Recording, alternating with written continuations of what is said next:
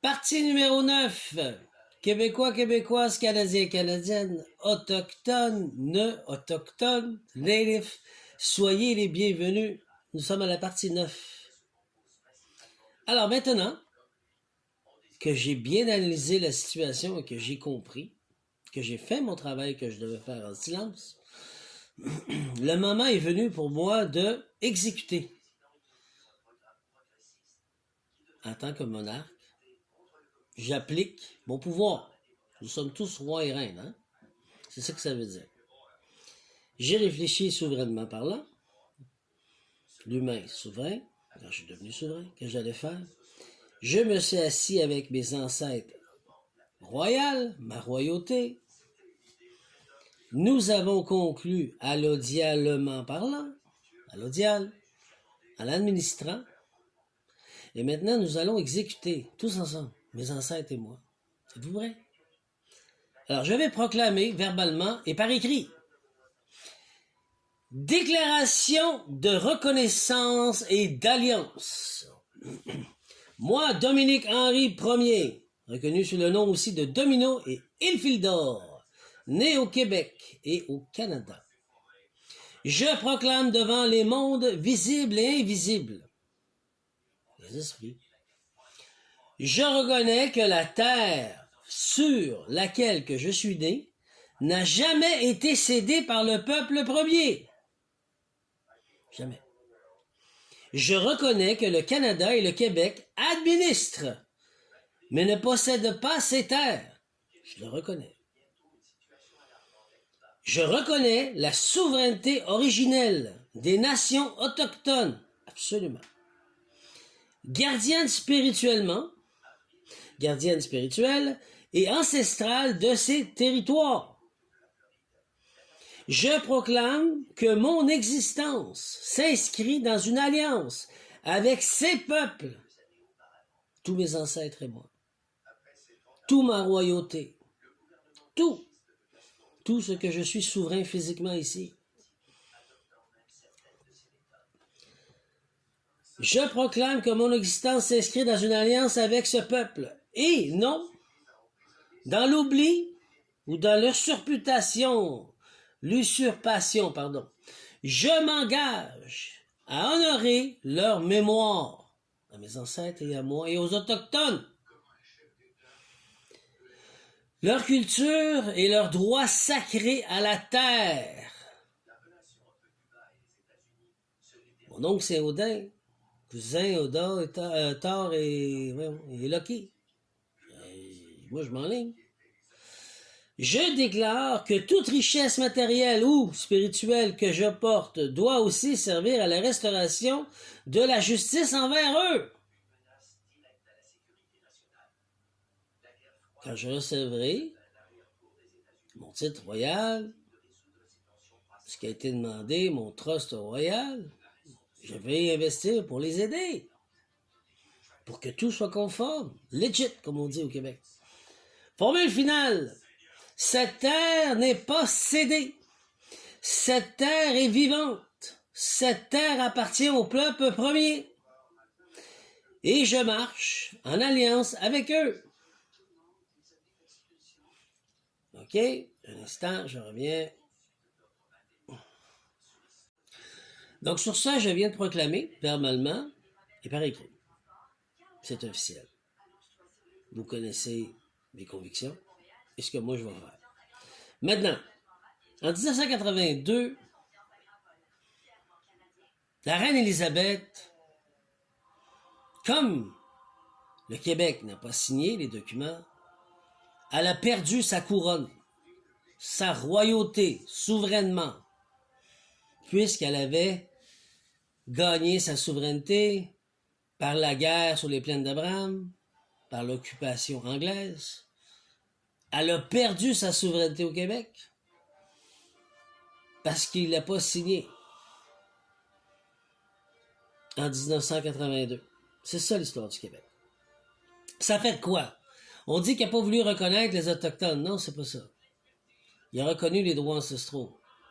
Mais il n'a pas reconnu la reine. Fait que la reine, elle est débarquée. Elle a perdu parce que tu prends toutes les provinces pour qu'elle puisse être représentée comme royale, le siège royal.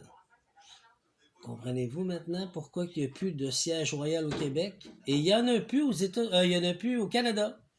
Il y en a un, mais mis par l'Assemblée, par le propre gouvernement lui-même, sous sa directive et sa direction, sous son choix à lui, qui représente le peuple, le siège du peuple. Le roi ou la reine, il n'y en a plus.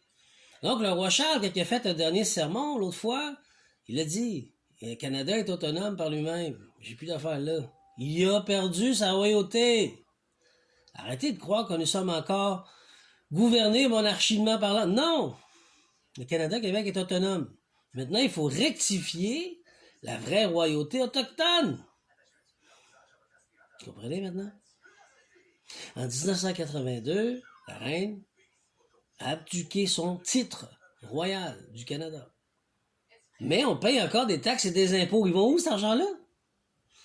C'est supposé aller au fils William, c'est son salaire. Tout le Commonwealth, ça fait beaucoup d'argent, hein? C'est son salaire. Voilà. En te donnant la permission de travailler pour t'imposer après. C'est ça, en fin de compte. Il faut payer pour que tu puisses travailler. C'est ça, l'impôt. La vérité est là. En tout cas, on pourra avoir un débat, mais c'est ça. Donc, nous continuons. Le Canada et le Québec sur ces terres non cédées. Le droit international de l'ONU et le droit canadien interne.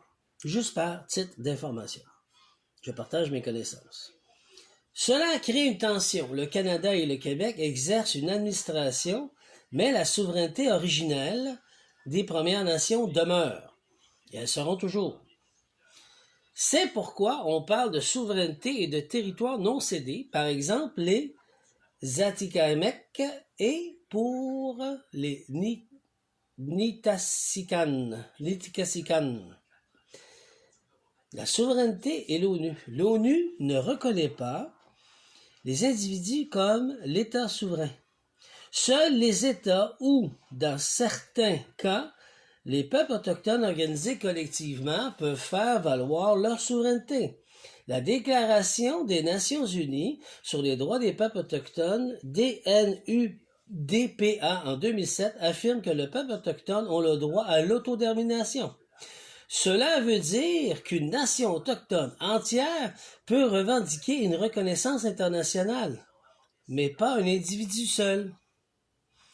Je suis un humain souverain. Je ne peux pas revendiquer tout seul. Je peux mettre toute ma couronne, royale, Kemet, ancestrale, Odin, propriétaire d'État, tout le monde, avec les Autochtones et le peuple, on peut faire. C'est la loi.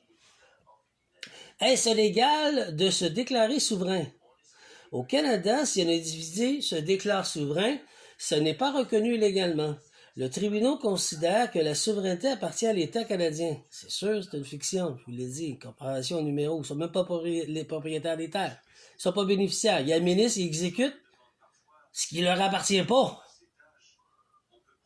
Ça prend un lapin de terre pour pouvoir exécuter, administrer. C'est pas à eux. C'est des voleurs. C'est la vérité, là. Vous faites vos recherches, là. Je vous donne ma version. Mais moi, je donne des faits. À l'ONU, tu ne peux pas, en tant qu'individu, déposer une déclaration de souveraineté. Mais une nation autochtone, organisée, peut revendiquer son droit et l'autodétermination et rechercher la reconnaissance. Oui! Et c'est ce qu'on va faire. C'est ce que je fais.